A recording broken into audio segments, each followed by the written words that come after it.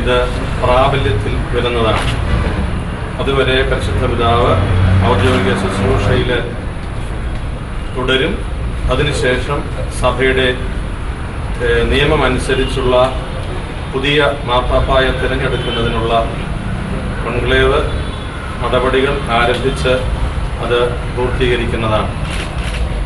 വത്തിക്കാനിൽ നിന്ന് ഔദ്യോഗികമായി ഈ വിവരം സ്ഥിരീകരിച്ചിട്ടുണ്ട്. അത് രേഖാമൂലമായി തുടർ കാര്യങ്ങൾ അടുത്ത ദിവസങ്ങളിൽ തന്നെ കർദിനാൾ സംഘത്തിലെ അംഗങ്ങളെ അറിയിക്കുന്നതാണ്. കവി ഡി വിനയചന്ദ്രന് സാംസ്കാരിക കേരളത്തിന്റെ അന്ത്യാഞ്ജലി. മൃതദേഹം ഔദ്യോഗിക ബഹുമതികളോടെ നാളെ രാവിലെ കൊല്ലത്തെ വീട്ടുവളപ്പിൽ സംസ്കരിക്കും. ഇന്ന് രാവിലെ തിരുവനന്തപുരത്തെ സ്വകാര്യ ആശുപത്രിയിലായിരുന്നു അന്ത്യം. VJT ഹാളിൽ പൊതുദർശനത്തിന് വെച്ച ഭൗതിക ശരീരത്തിൽ സമൂഹത്തിന്റെ നാനാതുറകളിലുള്ളവർ അന്തിമോപചാരം അർപ്പിച്ചു. മൃതദേഹം വിലാപയാത്രയായി കൊല്ലത്തെ സ്വവസതിയിലേക്ക് കൊണ്ടുപോയി. രാവിലെ 11:30ഓടെയാണ് ഡോക്ടർമാർ വിനയചന്ദ്രൻ മാഷിന്റെ മരണം സ്ഥിരീകരിച്ചത്. മാഷിന്റെ വിയോഗ വാർത്തയറിഞ്ഞ് നിരവധി പേർ ആശുപത്രിയിലേക്കെത്തി. മാഷിന്റെ 2 സഹോദരിമാരും 1 സഹോദരനും മരണസമയത്ത് ഒപ്പമുണ്ടായിരുന്നു. മന്ത്രി VS ശിവകുമാറും സക്കറിയയും കാവാലം നാരായണപ്പണിക്കരും അടക്കം നിരവധി പേർ ആശുപത്രിയിലേക്ക് ഉടൻ തന്നെ എത്തി. ഉച്ചയ്ക്ക് 1 മണിയോടെ ഭൗതിക ശരീരം തിരുവനന്തപുരം പ്രസ് ക്ലബിലേക്ക് കൊണ്ടുവന്നു. പ്രസ് ക്ലബിൽ മന്ത്രിമാരും മാധ്യമപ്രവർത്തകരുമടക്കം നിരവധി പേർ വിനയചന്ദ്രൻ മാഷിന് അന്ത്യാഞ്ജലികൾ അർപ്പിച്ചു. പിന്നീട് 1:30ഓടെയാണ് മൃതശരീരം VJT ഹാളിൽ പൊതുദർശനത്തിന് വെച്ചത്. Oommen Chandy, VS Achuthanandan, Pinarayi Vijayan, G Karthikeyan, ONV Kurup, Adoor Gopalakrishnan തുടങ്ങി രാഷ്ട്രീയ സാംസ്കാരിക രംഗത്തെ പ്രമുഖർ വിനയചന്ദ്രൻ മാഷിന് ആദരാഞ്ജലികളുമായി എത്തി.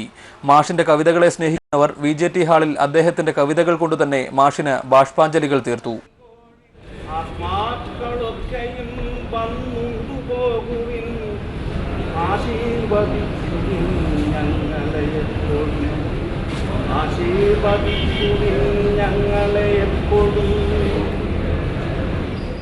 വൈകിട്ട് 4 മണിയോടെ മാഷിന്റെ ഭൗതിക ശരീരം കൊല്ലത്തേക്ക് കൊണ്ടുപോയി.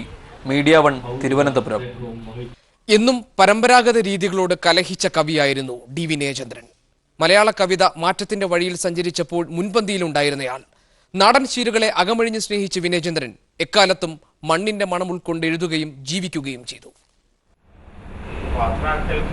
ജീവിതം ഇണങ്ങിയും പിണങ്ങിയും ദുഃഖവും സുഖവും പ്രത്യാശയും നിരാശയുമായിട്ട് എപ്പോഴും മുന്നേറിക്കൊണ്ടിരിക്കും.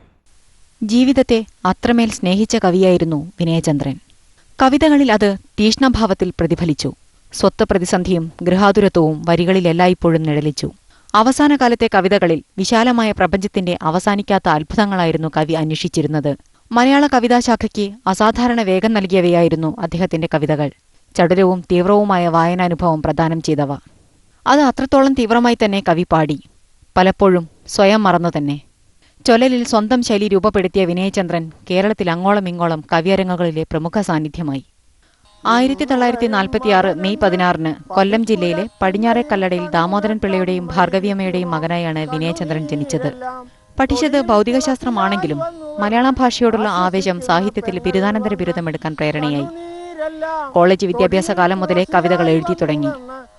ബിരുദാനന്തര ബിരുദം നേടിയത് 1ാം റാങ്കോടെ. 3 പതിറ്റാണ്ടുകാലത്തെ അധ്യാപന ജീവിതത്തിൽ 100 കണക്കിന് ശിഷ്യന്മാർ. സാഹിത്യത്തോടുള്ള അഭിനിവേശത്താൽ വിവാഹ ജീവിതം പോലും വേണ്ടെന്ന് വെച്ചു. അധ്യാപക ജോലിയിൽ നിന്ന് വിരമിച്ച ശേഷം മുഴുവൻ സമയ സാഹിത്യരചനയിലേക്ക് തിരിഞ്ഞു. കുറച്ചുകാലം മഹാത്മാഗാന്ധി സർവകലാശാലയിൽ സ്കൂൾ ഓഫ് ലെറ്റേഴ്സിൽ സേവനമനുഷ്ഠിച്ചു. നിരവധി കവിതകൾ എഴുതി. കേരള സാഹിത്യ അക്കാദമി അവാർഡ്, ആശാൻ സ്മാരക പുരസ്കാരം തുടങ്ങിയവ ലഭിച്ചിട്ടുണ്ട്. വീട്ടിലേക്കുള്ള വഴി, നരകം ഒരു പ്രേമകഥ എഴുതുന്നു, ദിഗംബര കവിതകൾ, നദിയുടെ 3ാം കര തുടങ്ങിയവ ശ്രദ്ധിക്കപ്പെട്ട രചനകളാണ്. പേരറിയാത്ത മരങ്ങൾ എന്ന കഥയും ഉപരിക്കുന്ന് എന്ന നോവലും മലയാളത്തിന്റെ സാഹിത്യശാഖയെ കൂടുതൽ ഉർവരമാക്കി. വീട്ടിലേക്കല്ലോ വിളിക്കുന്നു തുമ്പയും കാട്ടുകിളിയും കാടത്തു വള്ളങ്ങളും, വീട്ടിൽ നിന്നല്ലോ ഇറങ്ങി നടക്കുന്നു തോറ്റവും തോറ്റവും ചിങ്ങനിലാവും കരച്ചിലും. News desk media 1. സൂര്യനെല്ലി കേസിൽ BJP കേന്ദ്ര നേതൃത്വത്തിന്റെ മലക്കമറിച്ചിൽ. വാർത്ത കാണാം ഇടവേളയ്ക്ക് ശേഷം.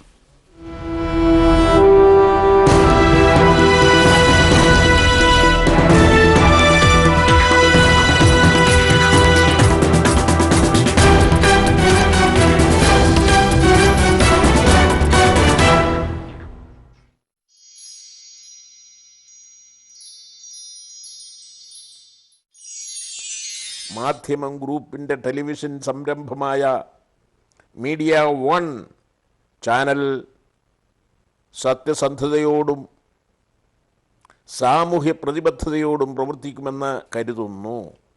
മീഡിയ വണ്ണിന് ഒരിക്കൽ കൂടി ആശംസകൾ നേരുന്നു.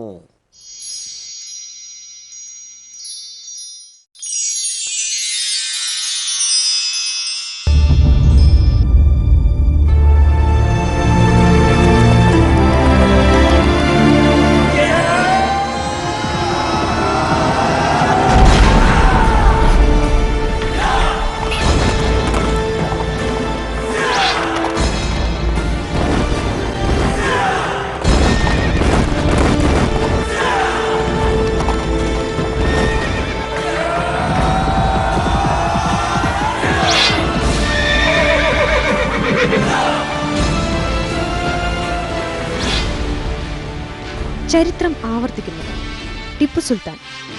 മീഡിയ വണ്ണിൽ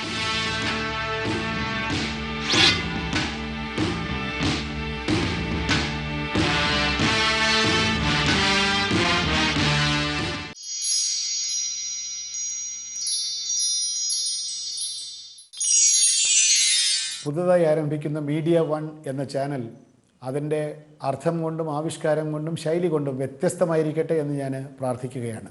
കരുത്തുറ്റ പരിപാടികളും ഈടുള്ള സന്ദേശങ്ങളുമായി മലയാള ജനതയ്ക്ക് ഈ ചാനൽ ഒരു പുതിയ മൂല്യബോധത്തിൻ്റെ ഈടുവയ്പാകട്ടെ എന്ന് ഞാൻ ആശംസിക്കുകയാണ്.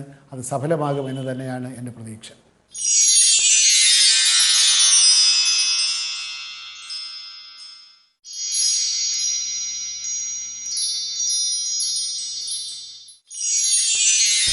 Spectator of Media One, I hope you see great thing in this channel and wish you all the best.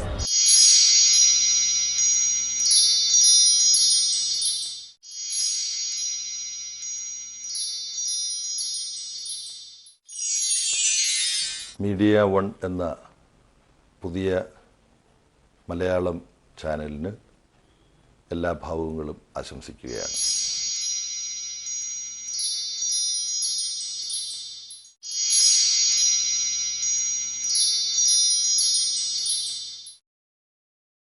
മാധ്യമം പത്രം തുടങ്ങുന്ന മീഡിയ വൺ ചാനലിന് എല്ലാവിധ ആശംസകളും.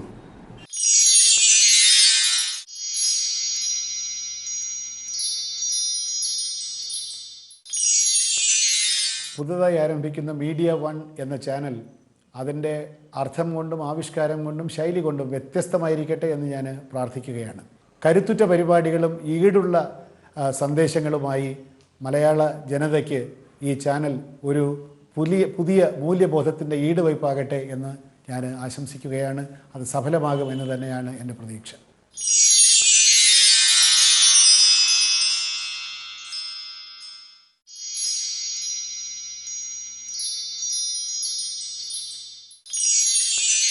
വലിയ കോമ്പറ്റീഷനുള്ള ടി വി രംഗത്തെ ശക്തമായ ഒരു ചാനലായി മാറട്ടെ എന്ന് ഞാൻ ആഗ്രഹിക്കുന്നു. മാധ്യമത്തിനും മീഡിയ വൺ ടി വിക്കും ഇതിലെ പ്രവർത്തകർക്കും ഞാൻ എല്ലാ മംഗളങ്ങളും വിജയങ്ങളും നേരുന്നു.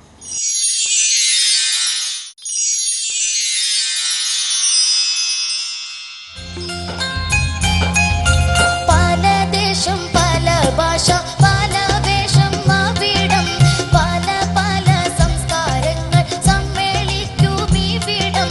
പല ദേശം പല ഭാഷ പല വേഷം മാവിടം പല പല സംസ്കാരങ്ങൾ സമ്മേളിക്കും ഇവിടം.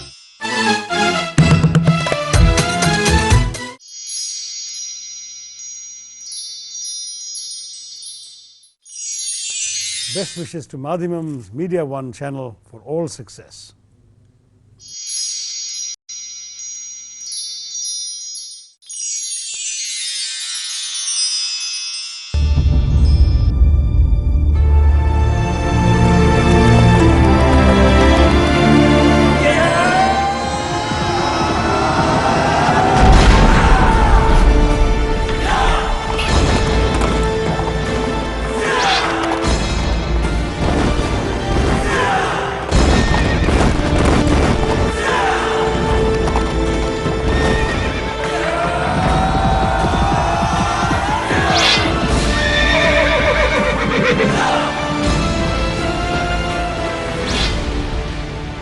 ചരിത്രം ആവർത്തിക്കുന്നത്.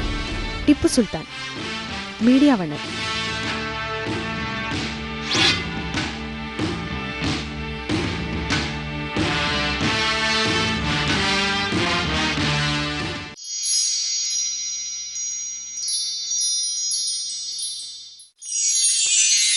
പുതിയതായി ആരംഭിക്കുന്ന മീഡിയ വൺ ചാനലിൻ്റെ എല്ലാ പ്രവർത്തകർക്കും ആ ചാനലിൻ്റെ കാഴ്ചക്കാർക്കും എൻ്റെ ഹൃദയംഗമമായ ആശംസകൾ.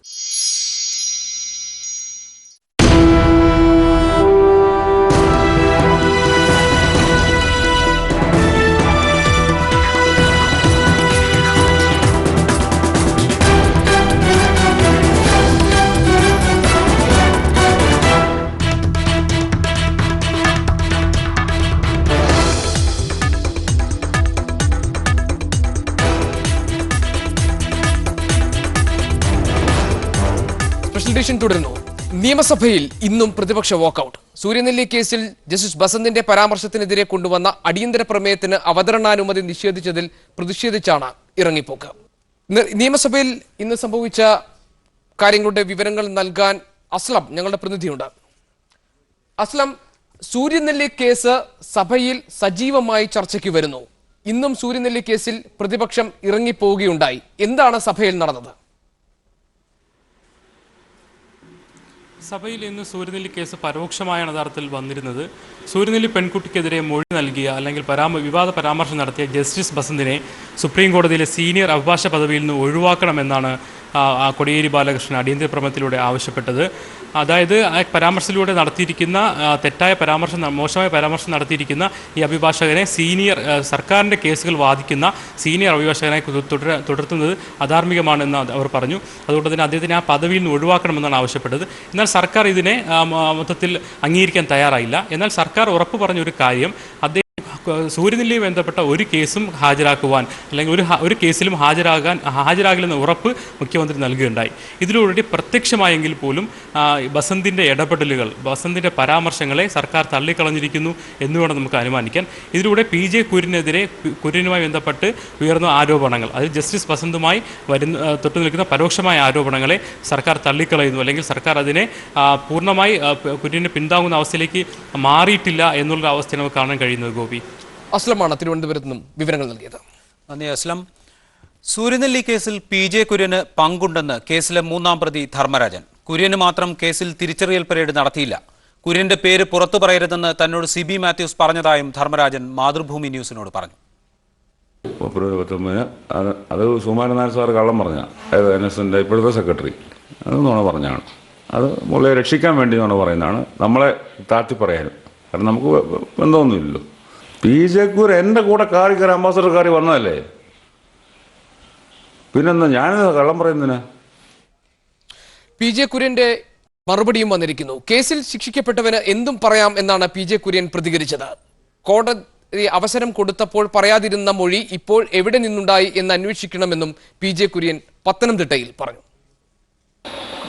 ഒരു പ്രതിയുടെ, ശിക്ഷിക്കപ്പെട്ട ഒരു പ്രതിയുടെ മൊഴിക്ക് ലീഗൽ വാല്യൂ, എവിഡൻസ് വാല്യൂ ഇല്ല എന്നുള്ളത് സുപ്രീം കോർട്ടിൻ്റെ സെറ്റിൽഡ് പൊസിഷനാണ്. രണ്ടാമത്, ഏത് പ്രതിക്കും ജഡ്ജി ഒടുവിൽ ഒരു അവസരം കൊടുക്കും, പറയാനുള്ളതെല്ലാം പറയാം. ഞാൻ വക്കീലല്ല, എനിക്ക് തോന്നുന്നത് അതിന് ഏതാ 313 സ്റ്റേറ്റ്മെൻ്റ് എന്നോ എന്തോ ഒരു ഇതുണ്ട്, അവസരം കൊടുക്കും. എന്തെങ്കിലും കൂടുതൽ പറയാനുണ്ടോ എന്ന് ചോദിക്കും. ആ സമയത്ത് അത് പോലീസിൻ്റെ സാന്നിധ്യത്തിലല്ല, ജഡ്ജിയാണ് ചോദിക്കുന്നത്. ആ സമയത്ത് പറയാൻ കഴിയും. ആ സമയത്ത് പറഞ്ഞിട്ടില്ല എങ്കിൽ നിങ്ങളത് അന്വേഷിക്കണം. ഇപ്പോൾ പറയുന്നതിൻ്റെ കാരണം എന്താണെന്ന് നിങ്ങൾക്ക് തന്നെ ഊഹിക്കാം, നിങ്ങൾക്ക് അറിയുകയും ചെയ്യാം. 2013 പത്മ പുരസ്കാരങ്ങൾക്ക് പേര് ശുപാർശ ചെയ്യുന്നതിൽ സംസ്ഥാന സർക്കാരിന്റെ ഭാഗത്തുനിന്ന് ഗുരുതരമായ വീഴ്ച. കേന്ദ്ര ആഭ്യന്തര മന്ത്രാലയത്തിന് പേരുകൾ ശുപാർശ ചെയ്യുന്നതിൽ സംസ്ഥാനം ഗുരുതരമായ കാലതാമസം വരുത്തി. ചീഫ് സെക്രട്ടറിയുടെ ക്ഷമാപണമടങ്ങിയ രേഖകൾ മീഡിയ വണ്ണിന് ലഭിച്ചു. 2013 പത്മ പുരസ്കാരങ്ങൾക്ക് കേരളത്തിൽ നിന്ന് സമർപ്പിച്ച പേരുകൾ നിരാകരിക്കപ്പെട്ടത് വിവാദമായിരുന്നു. സർക്കാരിന്റെ ഭാഗത്തു നിന്നുണ്ടായ വീഴ്ചയാണ് അവഗണനയ്ക്ക് കാരണമെന്നായിരുന്നു വിമർശനം. സർക്കാർ ഇത് നിഷേധിച്ചു. എന്നാൽ പേരുകൾ സമർപ്പിച്ചതിൽ സർക്കാരിന്റെ ഭാഗത്തുനിന്ന് ഗുരുതരമായ വീഴ്ചയുണ്ടായതായി ഇപ്പോൾ പുറത്തുവന്ന രേഖകൾ തെളിയിക്കുന്നു. പത്മ പുരസ്കാരത്തിന് 2012 ഒക്ടോബർ 1 മുമ്പ് പേരുകൾ സമർപ്പിക്കാനാണ് കേന്ദ്ര ആഭ്യന്തര മന്ത്രാലയം നിർദ്ദേശിച്ചത്. എന്നാൽ കേരളം 39 പേരുകളടങ്ങിയ ആദ്യ പട്ടിക സമർപ്പിച്ചതാകട്ടെ ഒക്ടോബർ 12-നാണ്. പിന്നീട് 4 പേരുകൾ കൂടി ആ മാസം 18-ന് അയച്ചു നൽകി. 4 പേരുകൾ കൂടി ഉൾപ്പെടുത്തി അവസാന പട്ടിക അയച്ചതാകട്ടെ ഡിസംബർ 12-നും. പേരുകൾ സമർപ്പിക്കാൻ വൈകിയതിൽ അഗാധമായി ഖേദിക്കുന്നു എന്ന് കാണിച്ചാണ് ഈ പട്ടിക കേന്ദ്ര ആഭ്യന്തര മന്ത്രാലയത്തിന് കേരളം അയച്ചു നൽകിയത്. പത്മ പുരസ്കാരത്തിന് പരിഗണിക്കേണ്ടവരെ തീരുമാനിക്കുന്നതിനുള്ള സെർച്ച് കമ്മിറ്റി രൂപീകരിക്കണമെന്ന കേന്ദ്ര ആഭ്യന്തര മന്ത്രാലയത്തിന്റെ വ്യവസ്ഥയും കേരളം ലംഘിച്ചു. ജില്ലാ കളക്ടർ, സാമൂഹിക സാംസ്കാരിക രംഗത്തുള്ളവർ എന്നിവരുൾപ്പെടുന്ന സെർച്ച് കമ്മിറ്റിക്ക് പകരം കേരളം മന്ത്രിസഭാ ഉപസമിതി രൂപീകരിക്കുകയാണ് ചെയ്തത്. സാംസ്കാരിക വകുപ്പ് മന്ത്രി KC ജോസഫ് കൺവീനറായുള്ള സമിതിയിൽ മന്ത്രിമാരായ PJ Joseph, AP Anilkumar, chief secretary എന്നിവരായിരുന്നു മറ്റംഗങ്ങൾ. ഈ പത്മ പുരസ്കാരം പോലെ ദേശീയ ബഹുമതികൾ നിശ്ചയിക്കുന്ന കാര്യത്തിൽ ഈ ബോർഡുകളും അത്തരത്തിലുള്ള സമിതികളും രാഷ്ട്രീയ അടിസ്ഥാനത്തിൽ പങ്കുവയ്ക്കുന്ന ഏർപ്പാട് അവസാനിപ്പിക്കേണ്ടതാണ്. ഇത് രാഷ്ട്രം അവരെ ആദരിക്കുന്ന പ്രമുഖരായ വ്യക്തികളെയാണ്. അവരുടെ ലൈഫ് ടൈം അച്ചീവ്മെൻ്റ് എന്ന നിലയ്ക്കാണ് സമൂഹം അവരെ ആദരിക്കുന്നത്. അങ്ങനെ ആദരിക്കുന്ന വ്യക്തികളെ കണ്ടെത്തുന്നത് രാഷ്ട്രീയ അടിസ്ഥാനത്തിലാകണം, ഗ്രൂപ്പ് അടിസ്ഥാനത്തിലാകണം എന്ന് പറയുന്ന ഏറ്റവും തെറ്റായ ഒരു നിലപാടാണ് സംസ്ഥാന സർക്കാർ ഇക്കാര്യത്തിൽ സ്വീകരിച്ചത്. കേരളം നൽകിയ പട്ടികയിൽ മുൻപ് പത്മ പുരസ്കാരം ലഭിച്ച ഡോക്ടർ M ലീലാവതിയുടെ പേര് കടന്നുകൂടിയതും വിമർശനത്തിനിടയാക്കിയിരുന്നു. നടൻ മധു മാത്രമാണ് കേരളത്തിൽ നിന്ന് പത്മ പുരസ്കാരത്തിന് ഇത്തവണ പരിഗണിക്കപ്പെട്ടത്. മധുവിന്റെ പേരാകട്ടെ പത്മഭൂഷൺ അവാർഡിനായാണ് സർക്കാർ ശുപാർശ ചെയ്തിരുന്നത്.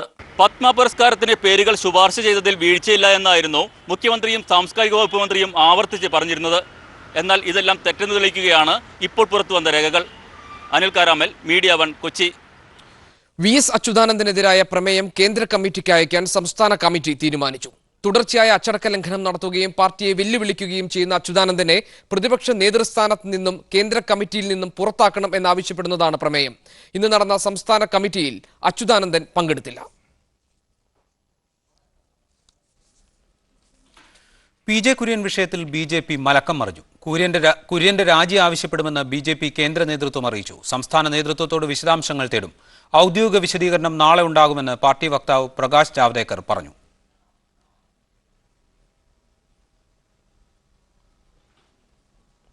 തിഹാർ ജയിലിൽ നിന്ന് അഫ്സൽ ഗുരുവിന്റെ വധശിക്ഷ നടപ്പാക്കുന്നത് അറിയിച്ചുകൊണ്ടുള്ള കത്ത് കുടുംബത്തിന് ലഭിച്ചത് ഇന്ന്. കത്ത് ശ്രീനഗർ ജനറൽ പോസ്റ്റ് ഓഫീസിൽ അഫ്സൽ ഗുരുവിനെ തൂക്കിലേറ്റിയ ശനിയാഴ്ച രാവിലെയാണ് ലഭിച്ചത്. ഞായറാഴ്ച അവധിയായതിനാൽ കത്ത് എത്തിക്കാൻ കഴിഞ്ഞില്ല. എന്നാൽ സ്പീഡ് പോസ്റ്റ് വഴി അയച്ച കത്ത് എന്നാണ് പോസ്റ്റ് ചെയ്തത് എന്നത് വ്യക്തമല്ല. അഫ്സൽ ഗുരുവിന്റെ ദയാഹർജി തള്ളി ഉടൻ കുടുംബാംഗങ്ങളെ ശിക്ഷ നടപ്പാക്കുന്നത് സ്പീഡ് പോസ്റ്റ് വഴി അറിയിച്ചിരുന്നുവെന്ന് കേന്ദ്ര ആഭ്യന്തര സെക്രട്ടറി പറഞ്ഞിരുന്നു. സ്പെഷ്യൽ എഡിഷനിൽ ഒരിടവേള കൂടി.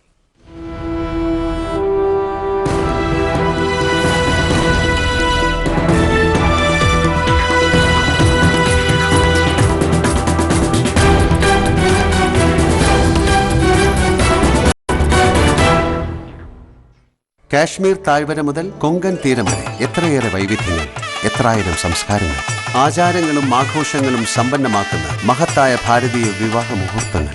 ആഘോഷിക്കൂ ജീവിതത്തിലെ ഏറ്റവും സുന്ദരമായ മുഹൂർത്തം Malabar gold and ഡയമണ്ട്സിനാണ്.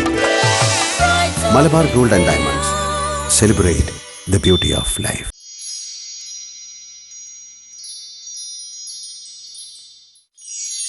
Hello Media One, thank you for interviewing me. Good luck for India.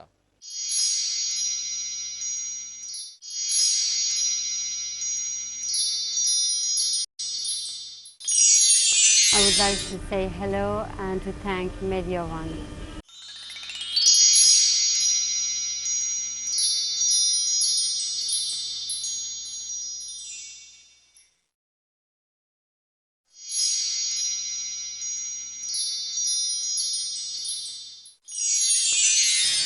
മാധ്യമമേഖലയിൽ പുതിയൊരു സംരംഭം വരുന്നു, മീഡിയ 1 ചാനൽ. ഞാൻ ഈ ചാനൽ എല്ലാവിധ ആശംസകളും നന്മകളും വിജയങ്ങളും നേരുന്നു.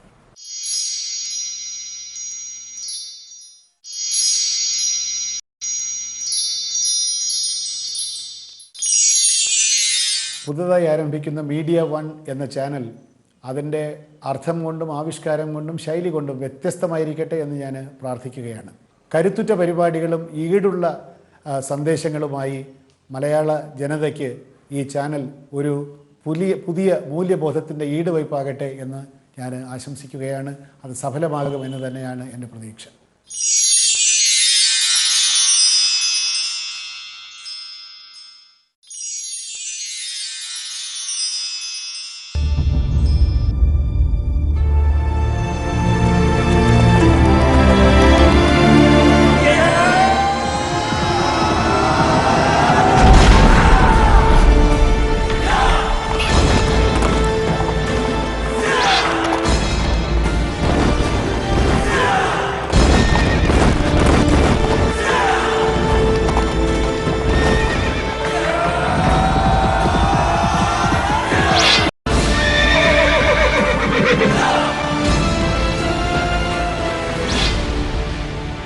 ചരിത്രം ആവർത്തിക്കുന്നത് ടിപ്പു സുൽത്താൻ. Media one.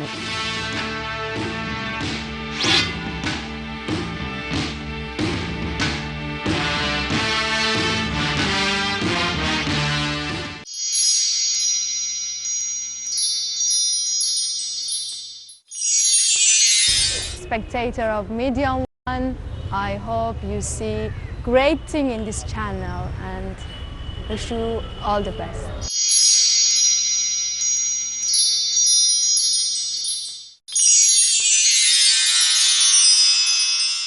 മുത്തുച്ചിപ്പി പോലൊരു കത്തിനുള്ളിൽ വന്നൊരു കിന്നാര, ഒരു സംഗീത സംസ്കാരത്തിന്റെ പൊതുപ്പിറവി. കിന്നരിച്ചു പാടുവാനുള്ളിനുള്ളിൽ നിന്നൊരു ശ്രീരാഗം. 14ാം രാഗം എനിക്ക് അത്രയ്ക്ക് ഇഷ്ടമായി. ഞാനും ഉണ്ടാവും ഈ സംഗീതയാത്ര.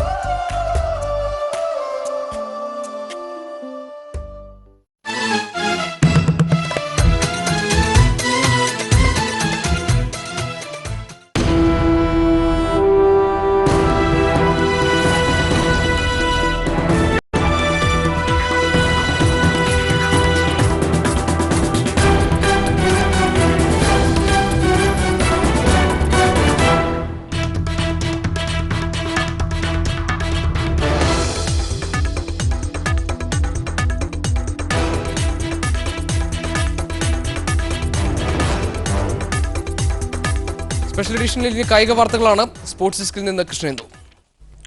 സന്തോഷ് ട്രോഫി ഫുട്ബോളിന് ആവേശം പകർന്ന തീം മ്യൂസിക്. ദേശീയ സ്കൂൾ കായികമേളയിൽ സ്വർണം നേടിയ പ്രതിഭ ജീവിത ദുരിതത്തിൽ.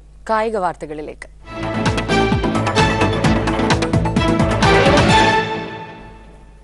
സന്തോഷ് ട്രോഫി ഫുട്ബോളിന് ആവേശം പകർന്ന തീം മ്യൂസിക്.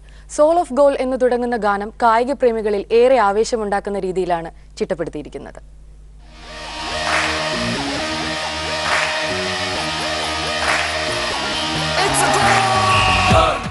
സന്തോഷ് ട്രോഫിയുടെ ആവേശം ഇനി സോൾ ഓഫ് ഗോളിന്റെ താളത്തിലാവും. കൊച്ചി കലൂർ സ്റ്റേഡിയത്തിൽ നടന്ന ചടങ്ങിൽ ചടുലതയാർന്ന ഗാനം നടൻ കുഞ്ചാക്കോ ബോബനാണ് ആരാധകർക്ക് സമർപ്പിച്ചത്. RK ദാമോദരന്റെ വരികൾക്ക് സംഗീതവും ശബ്ദവും നൽകിയത് മനോജ് C. മാത്യു ആണ്. ടൂർണമെന്റിന്റെ ടെലിവിഷൻ മൊണ്ടാഷും ഇതോടൊപ്പം ചടങ്ങിൽ പ്രകാശനം ചെയ്തു. സന്തോഷ് ട്രോഫിയുടെ ഭാഗ്യചിഹ്നമായ കിച്ചു പന്ത് തട്ടി കൊച്ചിയുടെ സ്വന്തം ചീനവലയിൽ തട്ടുന്ന മൊണ്ടാഷ് പ്രായിക പ്രേമികൾക്ക് ആവേശം പകരുന്നു. വീഡിയോ ആനിമേഷനിൽ തീർത്ത മൊണ്ടാഷ് ഒരുക്കിയത് എറണാകുളം സ്വദേശിയായ ജോൺസൺ ആണ്. Media one, Kochi. ദേശീയ സ്കൂൾ കായികമേളയിൽ സ്വർണം നേടിയ പ്രതിഭ ജീവിത ദുരിതത്തിൽ. ഇല്ലായ്മയുടെ നടുവിൽ നിന്ന് ഓടിയെടുത്ത സ്വർണത്തിൽ മുത്തമിട്ട അഖിൽ സാബുവും കുടുംബവും ജീവിക്കുന്നത് പ്ലാസ്റ്റിക് ഷീറ്റ് കൊണ്ടുള്ള കൂരയിൽ. 1.25 സെന്റ് ഭൂമിയിൽ വൈദ്യുതി പോലും കടന്നു ചെന്നിട്ടില്ലാത്ത ഒറ്റമു. ദേശീയ സ്കൂൾ കായികമേളയിൽ മലയാളത്തിന്റെ അഭിമാനമുയർത്തിയ അഖിൽ സാബുവിന്റെ വീടാണിത്. കോട്ടയം ജില്ലയിലെ കൂരിയനാട് കോലത്തുകുന്നേൽ KP സാബുവിന്റെ മകനാണ് അഖിൽ. കായികരംഗത്ത് മികവിന്റെ മുദ്ര പതിപ്പിച്ച അഖിലിനെ ദേശീയ സ്കൂൾ മീറ്റിലെത്തിക്കാൻ അച്ഛൻ സാബുവിന് പണം കടം വാങ്ങേണ്ടി വന്നു. വീട്ടിലെ കഷ്ടപ്പാടുകൾ മറന്നോടിയ അഖിൽ ദേശീയ തലത്തിൽ സ്വർണവും കരസ്ഥമാക്കി. ഉപജില്ലാ തലം മുതൽ മകൻ നേടിയ മെഡലുകളും ട്രോഫികളും സൂക്ഷിക്കാൻ പോലും ഈ വീട്ടിലിടമില്ല. എന്നിട്ടും ഈ കൂരയിലിരുന്ന് തന്റെ കഴിവിന്റെ പരമാവധി ശ്രമിച്ച് മകനെ പഠിപ്പിക്കുകയാണ് ഈ അച്ഛൻ. എൻ്റെ കൊച്ചിനെ പഠിപ്പിക്കാമെന്നുള്ള ചിന്താഗതിയുള്ളൂ എനിക്ക്. അതിന് വേണ്ടിയിട്ട് ഇങ്ങനെ പണി ഇങ്ങനെ ഉള്ള പണിക്ക് പോകും, അങ്ങനെയുള്ള രീതിയിലുള്ള കാര്യങ്ങളൊക്കെ. അപ്പം ഞാൻ ഇങ്ങനെ ട്രെയിനിങ് പോകണമെങ്കിൽ എവിടെന്നെങ്കിലും ഞാൻ കടവോ വില മേടിച്ചു കൊടുക്കും. മകൻ സ്വർണത്തിൽ മുത്തമിടുന്നത് ടിവിയിൽ കാണാൻ അയൽപ്പക്കത്തെ വീട്ടിലെത്തിയിട്ടും കാണാൻ കഴിയാത്തത് അമ്മയ്ക്ക് ഇന്നും സങ്കടമുണ്ടാക്കുന്നു. എന്നാലും മകന്റെ സന്തോഷം അതിരറ്റതാണെന്ന് അമ്മ പറയുന്നു. ഞാൻ ചേച്ചിട്ട് എന്ന് പറഞ്ഞു എൻ്റെ സൈബിൻ്റെ ഓട്ടം ഉണ്ട് ടി വി. അന്നേരം അവർ ടി വി വെച്ച് കണ്ടുകൊണ്ടിരിക്കുക. അന്നേരം ചെന്ന് കണ്ടപ്പോൾ പിള്ളേരൊക്കെ ഓട്ടം നടന്നുകൊണ്ടിരുന്നപ്പോഴത്തേനും ഉടനെ അന്നേരം ഇവിടെ അടുത്തൊരു മരിച്ചെടുക്കുണ്ടായിരുന്നു. മരിച്ചെടുക്കിന് പോകാൻ വേണ്ടി ഓടി വന്നത്. വേനം വന്ന് കുളിയും കഴിഞ്ഞ് വെച്ച് ഓടി വന്ന് കൊച്ചിൻ്റെ പരിപാടി കാണാനിരിക്കുക. അപ്പം അന്നേരത്തെ ഞങ്ങളെല്ലാം ഓടി കാണാനിരിക്കുമ്പോൾ കറണ്ട് പോയി. ഞങ്ങൾക്ക് ടി വി ഇല്ലാത്തതുകൊണ്ട് കറണ്ട് പോയി. അതുകൊണ്ട് കാണാൻ ഇന്ന് വരെ കൊച്ചിൻ്റെ ഒരു പരിപാടി ഞങ്ങൾ ടി വി കണ്ടിട്ടില്ല. മാതാപിതാക്കളുടെയും അധ്യാപകരുടെയും പിന്തുണയോടെ ഇല്ലായ്മകൾ മറന്ന് കായിക രംഗത്തെ പ്രതിഭ തെളിയിക്കാനാണ് അഖിലിന്റെ ശ്രമം. തന്റെ കായിക കഴിവുകൾ പ്രയോജനപ്പെടുത്തി ഒരു IPS ഓഫീസർ ആകണമെന്നാണ് അഖിൽ സ്വപ്നം കാണുന്നത്. മീഡിയ 1 കോട്ടയം. പ്രധാന വാർത്തകളുമായി ഗോപികൃഷ്ണൻ ചേരുന്നു. പ്രധാന വാർത്തകൾ. എറണാകുളം ജില്ലയിലെ ചെങ്ങമനാട് വില്ലേജിൽ MRMGFന്റെ പേരിൽ വിവിധ കമ്പനികളുടെ കൺസോർഷ്യം സെസ് ഇന്റഗ്രേറ്റഡ് ടൗൺഷിപ്പ് പദ്ധതിക്കായി വാങ്ങിക്കൂട്ടിയത് ഏക്കർ കണക്കിന് ഭൂമി. പേരിന് മാത്രം രൂപീകരിച്ച് 20ഓളം കടലാസ് കമ്പനികളുടെ പേരിലാണ് ഭൂമി വാങ്ങിയത്. മീഡിയ 1 അന്വേഷണം. ബെനഡിക്ട് 16 മാർപ്പാപ്പ സ്ഥാനമൊഴിയുന്നു. ഈ മാസം 28-ന് സ്ഥാനമൊഴിയും. അനാരോഗ്യം മൂലമാണ് തീരുമാനമെന്ന് വത്തിക്കാൻ വക്താവ്. ഡി വിനയചന്ദ്രന് സാംസ്കാരിക കേരളത്തിന്റെ